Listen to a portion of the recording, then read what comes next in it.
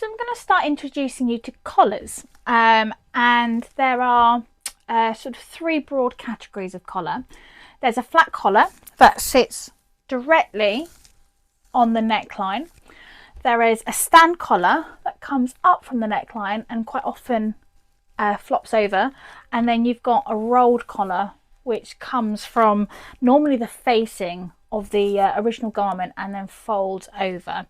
And one of the simplest ones to start with is a flat collar. So here I've got a little garment and I'm going to put two Peter Pan collars onto this, which is a version of a flat collar. Right, so what I've got in front of me are my collar pieces. So first of all, I'm going to look at the pattern. So we have here a Peter Pan collar, and the collar itself actually identifies which one is the front and the back. So that's quite important to note at this point. I've got two on main garment fabric and I've got two on a contrast, and I'm using a contrast to assist the visual here. And I've also cut two pieces of interfacing. So interfacing is a fabric stiffener, and in this case I'm using quite a lightweight, this is a lightweight fabric stiffener, and I'm also using one that is fusible. So a fusible interface will have glue on one side that you can press on to the wrong side of a piece of fabric, and we're going to be utilizing this to get two absolutely perfect collars. But first thing I'm going to do is I'm just going to prep the main collar pieces here. Right, so going back to this collar piece, so this is the front piece of collars, that's going to sit on the front of the garment, and then around here is the shoulder mark, and then this is going to sit on the back. We need to remember which part is which, because if we take the pattern away, you'll notice that they look quite similar, and it's very important to make sure that your collars are absolutely symmetrical. So what I've got here is some masking tape, and I'm going to mark just on the fabric which part of the collar will be on the back of the garment, so that when it comes to sewing I've got a nice little reference point that I can easily take off. So I'm going to do all four pieces and I'm going to stick that to the right side of the fabric. So this is where we'll grab the contrasting pieces, and what will happen is one will form the top side of the collar and one will form the under collar, okay, just like so. So I'm now going to teach you how to construct that. So the first thing I'm going to do is actually going to take these collar pieces and put them to one side, and I'm going to look at the interfacing. Now many patterns will instruct you to place the interfacing on the outer collar. So in this instance this would be this blue piece of fabric, and press it on and then stitch it to the under collar. However, I tend to teach my students a very nifty little trick on how to get the perfect collar, particularly if you've got two collars that you need absolute symmetry in. So what I'm going to do is I'm going to start by looking at the interfacing. So this interfacing is almost paper-like, it's very easy to draw on, and if you investigate it, one side, as I said, will have the fusible glue on it, and then the other side will be pretty matte in its feel. So we're going to take that and we're going to actually mark on it using a fabric marker. Now when we construct a collar, we will stitch the outer edges. So this would be down here, around the big curve at the bottom, and then up to here. This is the inner layer, and this bit is going to be sewn to the neckline itself. So we're not going to do anything with this bit, we're going to focus on the outer edges. So what I'm going to do is I'm going to mark the seam allowance onto the interfacing directly. And in this project, I'm using a 1 centimetre or a 3/8. So I'm marking that all the way around. So I'm marking all the way around the outer edge. And I'm going to go from here all the way to this tip here. I'm doing nothing with this inner layer. So I'm going to do that, and then I'll come back and show you what to do next. So hopefully you can see that I have finished the marking of the seam allowance, and I've actually filled in all those little gaps. So that's sitting at 1 centimetre, and I've pinned this to its opposite side, the mirror image side.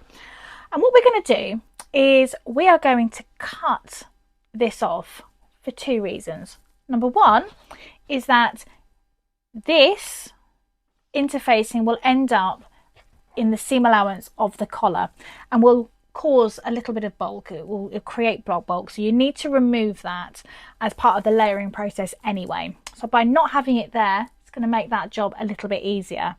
And number 2 is by having this interfacing cut at the stitching line, it gives you a guide to stitch with, which means again, if you've got that mirror image that you're working with, you're likely to end up with 2 identical collars. Okay, so I'm now just going to cut this away.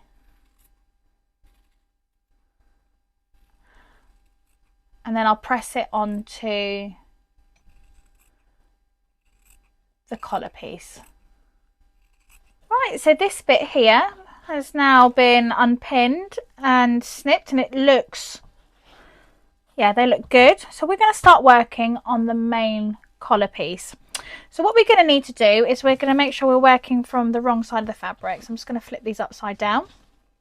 Okay, and what I did just before I snipped this off was I marked in a little marker, which was the back of the garment, so that when I come to lay this on the actual collar itself, they're sitting in the right place. So what I'm going to do is, with the glue side down, I'm going to put these onto the collar. Okay, now we want the inner edges, which haven't been cut, to line up, and we want the there to be about 1 centimetre seam allowance. It doesn't, however, matter too much, providing that you've got fabric to sew, because if you're following the stitching line or the outer edge of the interfacing, you're going to end up with a perfect pair of collars. So I'm just going to get that lined up, and then I'm going to apply some heat to it. Okay, and I often get asked whether you apply heat to the right side or the wrong side of the fabric when you are applying interfacing, and the answer, in all honesty, is it depends. What I tend to do if I'm working with cottons is just apply a little bit of heat so it's structured, and then turn it over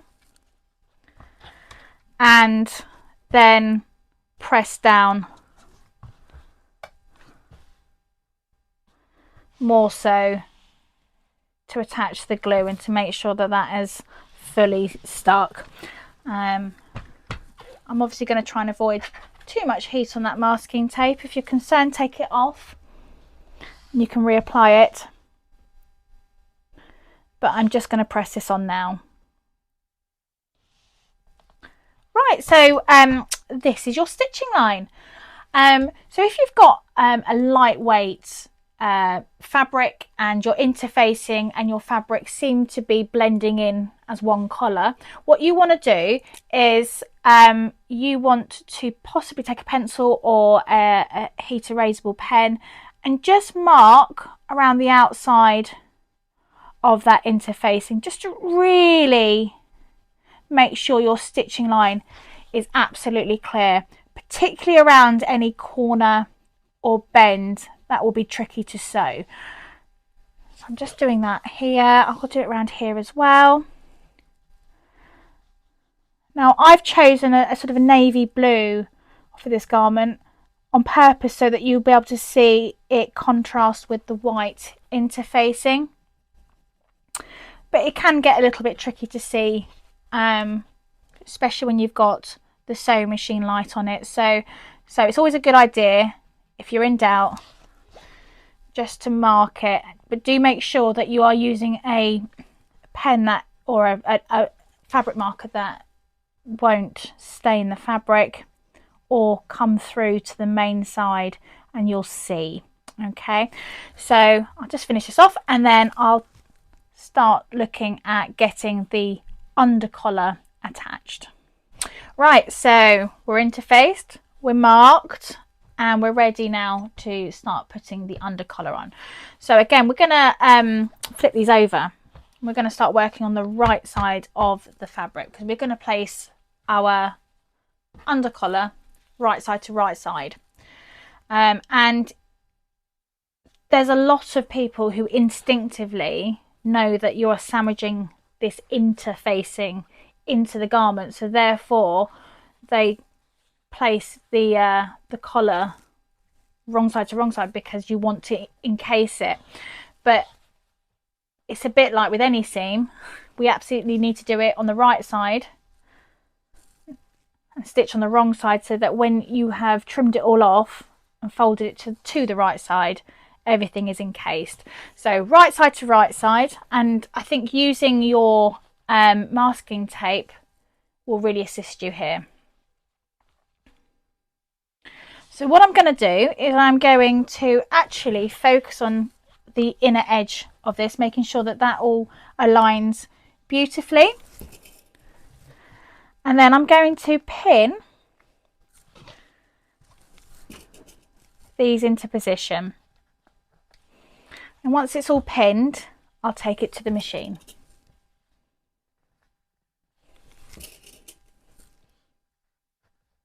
Right, so we're now ready to sew this into position. So I've left quite a long tail thread so that I can make sure that the thread doesn't get bunched up. And what I've done is I've actually reduced the stitch length down to about 1.5 mil, because the more stitches we can get around that bend, the tighter the curve is going to be, and the better the sewing is going to be. So I'm going to just very gently walk this through, do a couple of stitches forward, and then going to reverse it.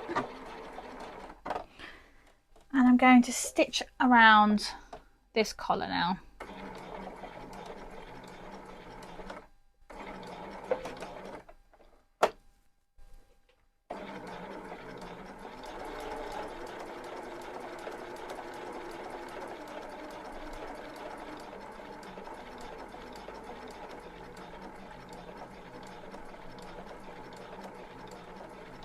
So I'm taking that curve nice and easily. However, I think because the curve is quite sharp, there's a really good chance I'm going to have to pick up my presser foot and just turn it slightly to make sure the angles are perfect. So I'm going to do the same again here, just pivot it like so. Get a really nice angle.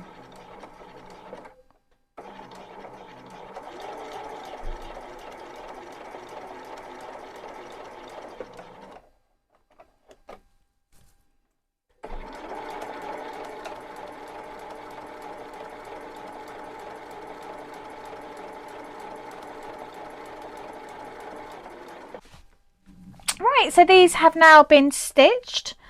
and they're looking very symmetrical. Actually, I'm very pleased with them. So what we're going to do now is we're going to look at reducing the bulk, and I will link back to a previous video where we looked at how you layer your seams. But we really want to make sure that we have reduced the bulk,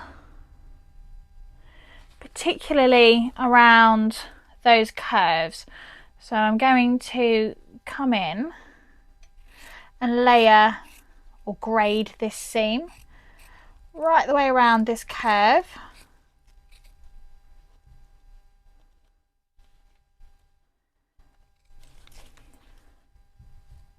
And then I'm going to